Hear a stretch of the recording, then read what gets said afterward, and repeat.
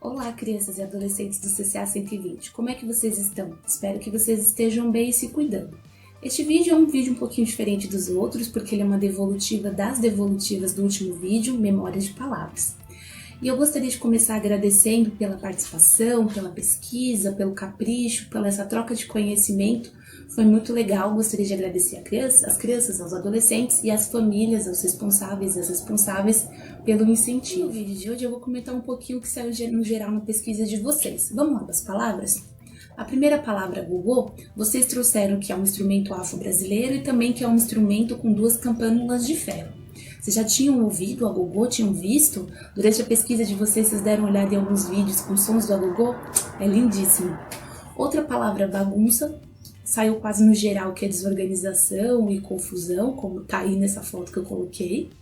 E outra palavra foi batuque, que saiu no geral um baile popular, acompanhado por instrumento de percussão. Só uma curiosidade, que durante a história aqui do batuque no nosso país, nem sempre ele foi acompanhado de percussão. Muitas vezes ele foi acompanhado só com palmas, batidas de mão e batidas de pé. Borocochô saiu no geral desanimado, aborrecido, caçula o irmão mais novo e camundongo apareceu um pequeno moedor, como esse aí na foto. A palavra farofa apareceu no geral como uma refeição à base de farinha. A farofa, que é tão espalhada, dá para fazer com muitos ingredientes, com poucos ingredientes, feita com farinha de milho, farinha de mandioca tão nossa. E é interessante, é legal a gente prestar atenção como as palavras, para além dos seus significados, elas podem trazer determinadas visões de mundo, inclusive a palavra farofa. E mochila apareceu no geral como objeto ou bolsa que serve para carregar, para transportar materiais, material escolar. Quilombo apareceu como um lugar secreto, isolado, onde os escravizados e escravizadas se escondiam, se abrigavam. E zumbi apareceu como alma que vagueia a horas mortas. E são sobre essas duas palavras que eu gostaria de conversar um pouquinho a mais com vocês. Segundo o professor Kapengele Mulanga, esse senhor que está na foto, a palavra quilombo tem origem na língua banto umbundu, que é falado pelo povo ouvibundo, e que significa um tipo de organização social, política, militar, conhecida na África Central. Sim, aqui no Brasil, muitos quilombos foram espaços de abrigo, de resistência, de escravizados e escravizadas que fugiam da situação de escravidão. E sim, houve muitas fugas e houve muitos quilombos. Alguns foram muito grandes, como Palmares, que resistiu por quase 100 anos aos ataques do exército da época e dos senhores de engenho ali da Serra da Barriga, no Nordeste brasileiro. E alguns estudos apontam que Palmares chegou a ter no seu auge uma população de quase 30 mil pessoas.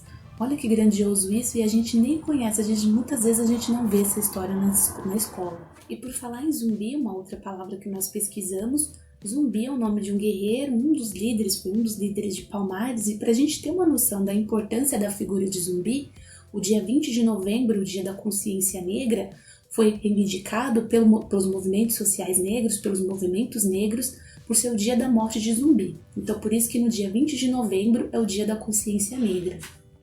Voltando aos quilombos, ao contrário do que aparece em muitos lugares, os quilombos não eram espaços tão isolados assim.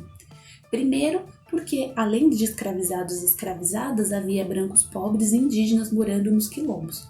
Além disso, os quilombos precisavam manter uma certa rede, relações ao entorno, como relações de troca de mercadoria, de comércio, aquilo que eles produziam na agricultura, a mais, trocar por outras mercadorias, quanto uma rede de informações, saber o que está acontecendo. Afinal de contas, os quilombos eles eram super atacados pelo exército da época, pelo poder colonial.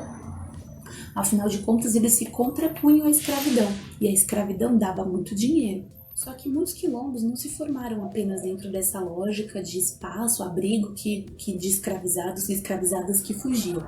Muitos quilombos foram formados por alforriados, alforriadas, aqueles e aquelas que de alguma forma conseguiram sua liberdade, ou até mesmo escravizados e escravizadas que compraram um pedaço de terra, ou até mesmo receberam doações. Existem quilombos com formações bastante distintas. E a ideia é a propriedade coletiva da terra por aquelas famílias, por aquela família, por aquelas famílias, e que seus valores, a história, a cultura desses grupos, dessas famílias, desses povos estejam entremeados, estejam atravessados por aquele território. Só mais uma curiosidade antes de o vídeo terminar, antes de eu terminar com o vídeo, é que vocês acham que os quilombos, que não existem mais quilombos no Brasil? No Brasil existem muitos quilombos, assim, há mais de 3.000 quilombos reconhecidos e que junto com as comunidades indígenas, ribeirinhas, estão lutando pelas suas terras. A gente sabe que a questão da luta pela terra é uma questão que atravessa a história do nosso país. E aí, já tinham estudado sobre quilombo, quilombo dos Palmares, conheciam o Zumbi? Sabiam que ainda existem diversos milhares de quilombos no Brasil? O que eu trouxe hoje é um pouquinho dessa imensidão dessa história, que tem muitos materiais que a gente poderia explorar mais essa história. Mas como o vídeo precisa ser um pouquinho curto, então eu trouxe só um pouquinho dessa história. Gostaria de agradecer pela nossa conversa que teve a partir da devolutiva de vocês. Um beijo e até a próxima!